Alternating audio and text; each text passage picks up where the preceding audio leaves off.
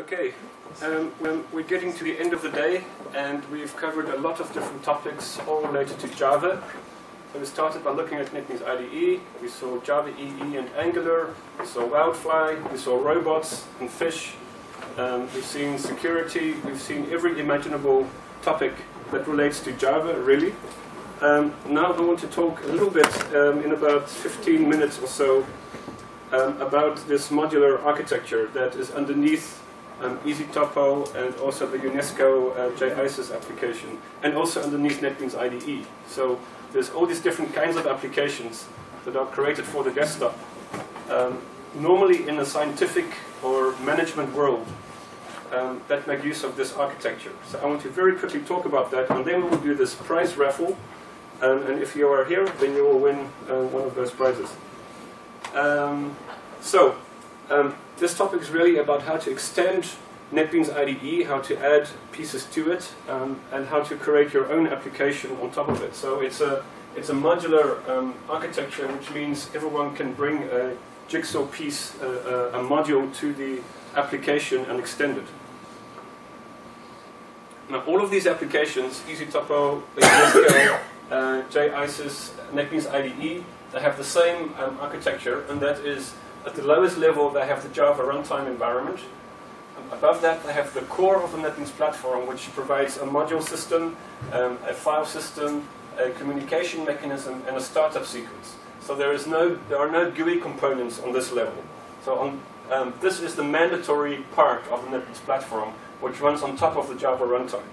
So you could, in theory, create a command line tool or an application that has no GUI at all on the NetBeans platform, because there are no requirements in terms of the GUI. By default, there are a number of modules available written in Swing that plug into this architecture. So they provide generic features like a window system and a menu bar and a toolbar and all kinds of generic components. And on top of that, there are a number of other components that provide the visual library and a number of additional features. And on top of that, you plug in your own modules. So EasyTopo is written like this by Fabrice, and UNESCO JISIS is written like this, NetBeans IDE is like this. So you put your own modules into this architecture.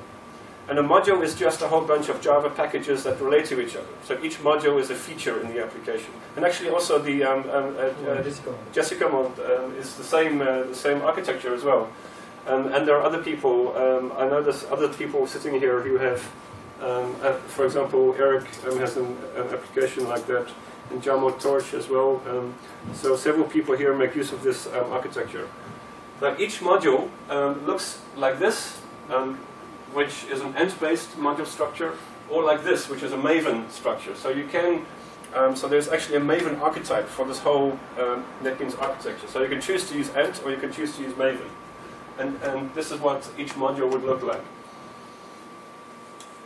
And so NetBeans IDE, here are the key extension points. So you can create a module that provides a new toolbar button, or a new menu item, or a new window, or new nodes, or new projects in here, or you can extend this. So each part that you see here that is surrounded in red is where you can create a module that plugs into it. And you can remove anything from here. So if you don't want an editor, then you don't need an editor. And then you have a generic application, and then you plug your modules into these different extension points. So, to give you some demonstrations, and actually before I do that, I want to show you some of the other applications. So this is an architecture that's often used in military aerospace type scenarios. So you can see here NATO uses it, so European air defense is managed on an application created on the NetBeans infrastructure. Northrop Grumman creates an application on that. There are US Navy military applications, South African military applications. So it's a very stable architecture that is used by many different companies. Boeing has its own set of applications on its own platform, which is on top of the NetBeans platform. And on this page you can see literally hundreds of applications. It just goes on and on. And some of these have a key, which means these are closed source corporate applications. And other ones have a Envelope, you see here, this one has an envelope. So if it's an envelope, it means it's an open source application. So if you're creating a mapping application, you can look at AgriSense. So AgriSense is a very nice example.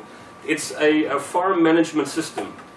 Now it turns out that farmers don't like buying software. So what this company does is it gives to the farmers for free this application. It says here is an application and you can load your maps, and it understands all kinds of different map formats. You can load your maps from your farm into the application, and then you can plan where you want to plant stuff, and you can analyze your crops and things like that. And then the farmer loads the maps into the application, and it's all for free, and they're very happy. And then the company behind the application comes and says, wouldn't you like to be able to analyze crops in a better way than what you are doing now? And they say, yes, well, we like the application, we'd like to do this better. And then they have to buy a plugin to add to the application. So it works a bit like an app store, like an Android app store, for example, where you download features and you plug them into your system. So not into your Android or into your iPhone, but into your application. So that kind of architecture is built into it. So it really allows for adding new features and removing features and so on. So this is one of many examples, but there are many others. So just to give you a very quick example in a couple of minutes of how to create these kinds of applications. So you can get started with a template. So this is an Ant-based NetBeans Platform application. There's also a Maven-based application. So you can use the Maven archetype. You're not locked into NetBeans IDE. You can use any IDE if you use Maven. So let's say network management. So we're going to create a very ambitious system, network management system. And here it is. Here's the starting point. So now we run the application already. Okay, so run the application. Where is it? Okay, here it is. And you can see it's got a menu bar, a toolbar, it's got various windows, it's got a web browser built in, it's got a properties window built in. You can see it already looks like an application. It's not yet a network management system, but it's definitely on the way to being something really interesting. So now this network access is being done. Let's see if we can close it here. Okay. So here is the starting point of the application. So we'll create our first module, and we'll use this as our network management system domain. So, or network management system domain. Okay, so a network management system has at least a business object called network. So network, here it is, and our network has a name and it has a description, for example. And then we can quickly generate everything we need. Generate some getters and setters. There we go. Okay, so here is our domain module. So typically you would have a domain module and you share that with other modules. So we add a new module and we call it Network Management System Explorer. So here's the second module. So next, and we call it Network Management System Explorer. And we say finish. So now we have two modules already. And in our Explorer module, we want to have a window similar to what NetBeans IDE has for exploring our networks. So we can create here, we use a template to create a window in the Explorer position, which is on the left-hand side, Network Management System Explorer. So this is a class called Top Component, which extends from JPanel. So this is really a JPanel that plugs into the window systems. You can see here there are annotations. So in the NetBeans platform, many annotations are used. And these generate entries into an XML file. And the XML file is loaded into the application. And you can see here, there's information here that there will be a menu item will be created. And this window will be placed into a position called a mode. And so all we now need to do is to run it. So let's see what our application looks like right now. Run the application. Okay, so now here's our Explorer window. We just created this, and we can undock it. So you can see it's part of the window system already. We didn't have to do anything at all. So we said dock it. So in here, so let's now create some kind of model of our domain. So there's this. We'll create a tree structure like this. So there is we'll create a network management system node. So a node in a tree structure, and we'll need some kind of factory for generating that. Network management system child factory. So this will create multiple different nodes somehow from a database. So we start with this one. So we say here, it extends a factory class for creating children in a tree. So we search for the child factory class. And here is the child factory class. And we'll implement it. And so here are the keys. So this will automatically be called on the background thread. So automatically threading built in. And so here we will connect to a database or a data service, etc. So we'll just simulate a couple. So what we want here is to work with our network, our network, right? So the problem is we can't get the import statement. So part of what the NetBeans platform is about preventing you from creating spaghetti code. So what normally happens in a large application is that you make connections that aren't supposed to be there. And so we have now organized our network into one module, and we can only use it in another module if we explicitly export it. So we have to export it here. So you can see there's this lock is unlocked. And over here we need to import it. So we add this as a dependency. So now I look for network, and there I can see here's my domain. And you can see that we need to make these explicit decisions. You can't just import something from somewhere. You need to have the correct dependencies and contracts defined between them. So this makes for really clean code. And this is really the biggest benefit of this framework, that you have a good architecture. That's the purpose of it. So at the end of the process, we'll return true. And here we will have various, we will connect to a database, and we'll add to this list, we'll add here a new network. So a new network has a name, network 1, nice network, whatever it is. And we'll have another one, blue network, and this is network 2. So here we have 2 of these networks. And for each of the ones, so these are found somehow from a database. So for each of these, we want to create a node in a structure like this. So you can see that we have one of these nodes already. And here it is.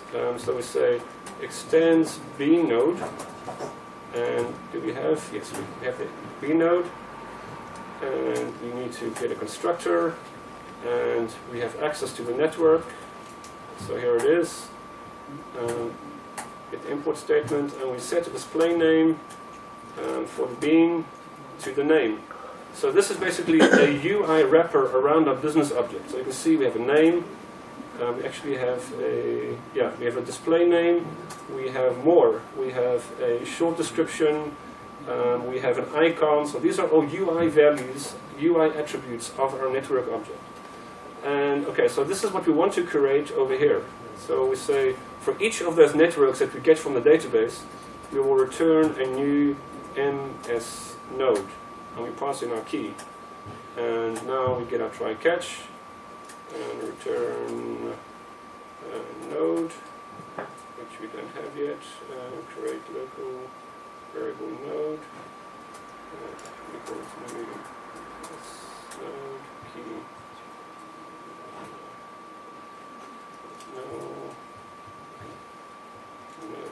What's this? Okay, so there's our node. So now somehow we need to call this child factory that we have here. We need to instantiate it somewhere. So in our top component, so in that window, we're going to say we want to have here a bean tree view. So there's a number of GUI components that the NetBeans platform provides. So we don't have it yet. New bean tree view. So we need need to include that module. So everything is modular, including the NetBeans platform itself. So here's our beam tree view, and we set the layout here to a new border layout, and now we add beam tree view to border layout. Center. Okay, so here that is. So we've just added a swing component. And normally what you would do is, if you would just do normal swing, you would say beam tree view, set model, and then you would somehow get that child factory there. But that's not how we do it in the NetBeans platform. We're going to say here, let's make it a bit bigger. We're going to say abstract node equals new abstract node. So this is a default node, and here we're going to say all networks. Okay, so all networks. We need to get the children. So we need to define the children of leaf. And here we say node set display name all networks. So normally you would say beam tree view set model, and then you would pass in the node here. But in the NetBeans platform, we have an MVC structure where we don't set the model on the view, but on the controller. So there's a controller class here, and we go all the way down here. And here's the controller class, and we return this. We return a controller. Here's the controller, which doesn't exist yet. So here's the controller. Equals new floor manager. And now we can refer to that controller. We say controller set the root of the controller to node. Okay. So now we can run this application again, which is still running. And what we should see is, at least we should see all networks. Okay, there you can see all networks. So now we have the children of this, so we have this children.leaf. So now I'm going to say children.create and pass in our child factory and say it must be created on demand. So the nodes will be created when we expand the root of those children. Okay, so you can see here's our networks. So the next thing that would be nice is if we want to see this properties window is now empty. So the properties window has this communication mechanism whereby it is listening for nodes. But we need to publish those nodes. So there is a very quick piece of code that we can put in here to publish the nodes that are in this hierarchy. So we associate with the lookup of the top component. So the top component has a context. And we say here, Explorer Manager, Explorer utils, create lookup, and pass in the controller and the action map, which is empty right now. But the point is we want the controller to be in the context of the top component. And because the controller is in the context of the top component, it will publish its node hierarchy. So now if you run it and we select something, you can see here that the properties window updates itself. And so, and in this way you would continue. So then you would create an editor module in the middle. So, so we add a new module in NMS editor, and say org NMS editor. And so here's our third module. So it's a modular application where each module provides some feature to the application. So we add a new window, and we put it into the editor position. We say next NMS editor, and now we can run the application again, and we can see that we have a editor GUI component here in the middle. You can see here NMS editor, which right now doesn't do anything, but we can listen for objects and we can write back to the database and so on. So this is basically the idea of creating a modular application. And you can extend the options window. There's many facilities built in. So if you want to create large applications like are created at NATO and at NASA and at those organizations, this is a very good framework to use.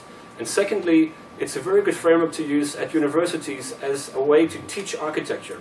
So often we go to universities and technical colleges and we talk about this architecture, and it's a very different idea to how students normally work, because normally you're creating some small application that does something very specific, but this is about architecting large applications and what ideas you should be thinking about, and about loose coupling, and about modularity and these kinds of concerns. So it's a very good framework for large applications, on the one hand for NASA and NATO, on the other hand for teaching, for architecture, but also it's a great solution if you're doing open source development, like AgraSense that I mentioned. So if you go to agrasense.eu,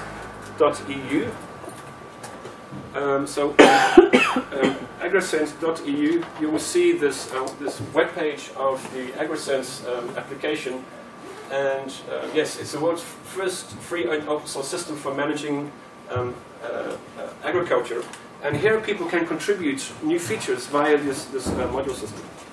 Okay, so before everyone leaves very quickly because it's 5 o'clock, I want to just point out to you that there's a lot of documentation about this. So if you're on the NetBeans homepage and you click on NetBeans Platform, you will end up on the NetBeans Platform homepage where there are hundreds of tutorials. And there is also a great book. It's on LeanPub. A book that you can buy, and there's also a book on Amazon, JavaFX, Rich Client Programming on the NetBeans Platform, which is also about this topic. So there's a lot of information, and maybe in a future event here we could have a session about the NetBeans Platform, for example, or we could have a session about Angular and NetBeans IDE and so on. So we should probably stop here and have the prize draw. And I think Nebras can be the person that can draw the tickets out. So the prizes, you can choose which prize you want if you win. So you can either choose one of the two books that are here, it's brand new, or you can choose this book, JavaFX Rich Client Programming on the NetBeans Platform. It's many pages. It's a very thick book. It's about 400 or 500 pages. About the platform, or you can get this PDF. So we will contact the authors. They will send you a free PDF of this book, which is 284 pages of about the NetBeans API. So those are the 4 books, and you can choose if you win. So here we go. There is a paper with my name. Okay. Pick a call. So Torsh Jamel. Jamel Torsh. Yay.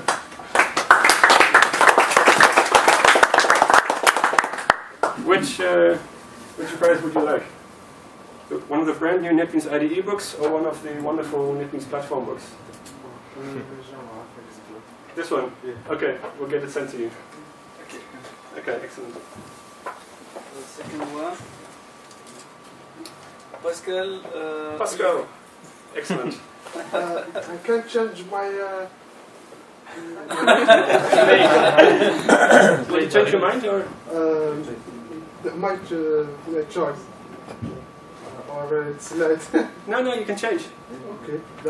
Then you'll take a book. Yes. Okay, I'll take off. Okay. Oh, you? Can we take Yes. just for civil. Yes, of course.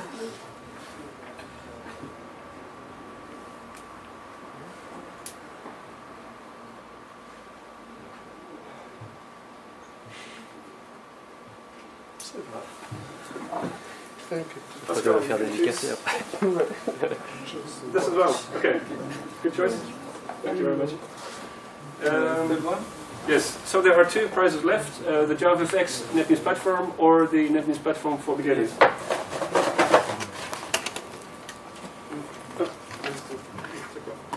Peer view. Excellent. Congratulations. Thank you very much. Which of the 2?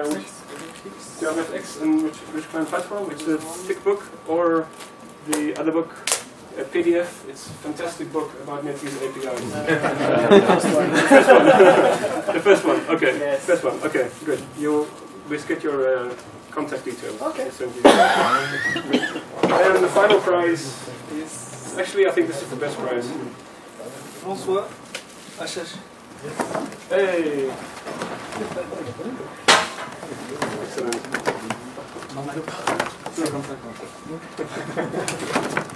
Excellent. Excellent. Thank you very much. You have one choice?